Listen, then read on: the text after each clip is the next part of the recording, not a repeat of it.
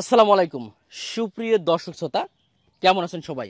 আশ্চর্য হয়ে যাবেন, আমি নিজে অবাক হয়েছি এবং আপনারাও অবাক হয়ে যাবেন। কল্পনাতে ছিল সেগুলো আমরা এখন বাস্তবে দেখতে পাচ্ছি। আপনাদেরকে অনুরোধ করব এই ভিডিওটি আপনারা সম্পূর্ণ দেখবেন, কারণ আজকে এমন কিছু তথ্য পাবেন যেটি কোনো ভিডিওতে আজ পর্যন্ত এই ধরনের তথ্য আপনারা পাননি।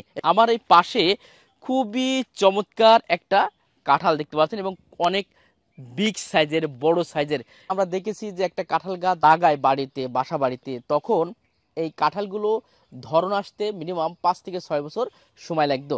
আলহামদুলিল্লাহ আমাদের নতুন উদ্যোক্তা ভাইদের জন্য এই কাঁঠাল বর্তমানে মাত্র 1 বছর পরে আপনাকে ধরবে। কাঁঠাল ছাদে আপনারা চাষ করতে পারবেন এবং খুবই অল্প বয়স, অর্থাৎ 1 বছর পরেই কাঁঠালে কিন্তু ধরন চলে আসে। এবং এই কাঁঠালগুলো পিঙ্ক কাঁঠাল, এর আগে অনেকে ভিডিও দেখেছেন যে থাইল্যান্ডের পিঙ্ক কাঁঠাল, বারোমাসি কাঁঠাল। আল্লাহর রহমত এবং কুদরত দেখুন যে আসলে বাংলার মাটিতে এই চমৎকার অসাধারণ কাঁঠাল। আমাদের কিছু মেহমান আসছে এবং তাদের মুখ থেকে শুনবো এই কাঁঠালের স্বাদ এবং আমরাও আপনাদেরকে সঠিক তথ্যটা জানাবো।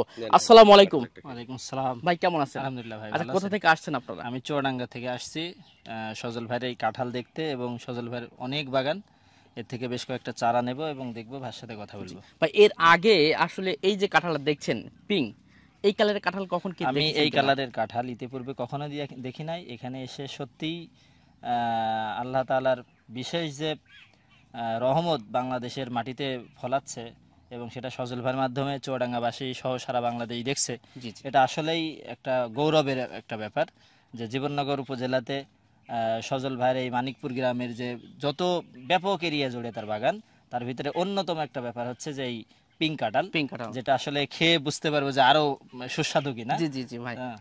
অলরেডি একটু টেস্ট করেন। আমার পাশে আরেক ভাই আছে।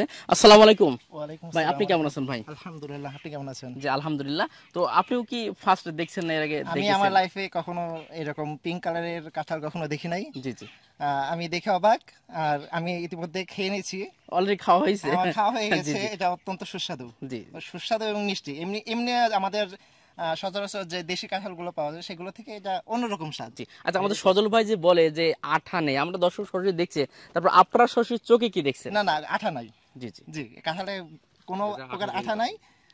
কাঁঠালটা অরিজিনালি খুবই সুন্দর। জি। এবং কত ছোট একটা গাছ দেখতে পাচ্ছেন যে এখানে, গাছটা খুবই ছোট, সেই তুলনায় গাছের কাঁঠালের সাইজ গুলো কিন্তু অনেক বড় বড়। অনেক বড় বড়। জি, কাঁঠাল একটা একটা কাঁঠাল 20 কেজি 25 কেজি পর্যন্ত কাঁঠাল ছাড়ে যায়। 25 কেজি ভাই? গাছটা আমরা মিনিমাম 25 কেজি হবে, এটা মিনিমাম 20 কেজি ওজন হবে আমার মাথার উপরে যেটা। মাথার উপর যেটা আছে। জি মাশাআল্লাহ। জি, তারপরে ভাই আর যদি কোনো কিছু বলেন আসলে এই কাঁঠাল থেকে। না, কাঁঠালটা অত্যন্ত সুস্বাদু। আমি আমারও প্ল্যান আছে যে এখান থেকে কাঁঠালের চারা নেওয়ার। কারণ সবাই চাইতো মানে নতুন নতুন স্বাদ নিতে।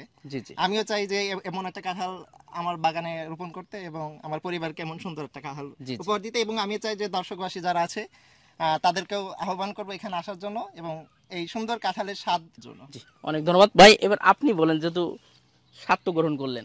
অসাধারণ স্বাদ জি। এবং আঠাবিহীন যে কাঁঠাল সেটা এখন দেখতে পাচ্ছি। বিশেষ করে এখন বাংলাদেশের মানুষ কাঁঠালটা খায়, তবে আঠার কারণে অনেকেই ভাঙতে চায় না, খাইতে চায় না। তো এই কাঁঠালটা যার বাসায় থাকবে, সেই বাসায় আমার মারা, ভাবিরা সহ সকলেই এই কাঁঠালটা ভাঙবে এবং সেখানে তাদের হাতের বা তাদের যে তেল দেওয়ার প্রয়োজন পড়বে না। জি। হ্যাঁ, এই নিশ্চয়তাটুকু দিয়ে বলতে পারি যে এরকম একটা কাঁঠাল প্রত্যেকে, বিশেষ করে ছাদ বাগান বলেন বা যারা একটু ছোট জায়গা আছে, এরকম একটা কাঁঠালের চারা রোপণ করে এই কাঁঠালের স্বাদটা নেওয়া দরকার। জি জি তাহলেই আমার মা বোনদের যে সমস্যাটা, বিশেষ করে স্কিনের সমস্যা, আঠা লাগার সমস্যাটা থাকবে না। জি জি। আচ্ছা, অসংখ্য আমাদের দুই ভাইকে অসংখ্য অসংখ্য ধন্যবাদ। খুবই চমৎকার ভাবে আসলে এই কাঁঠালটা আমরা দেখানোর চেষ্টা করলাম ভাই।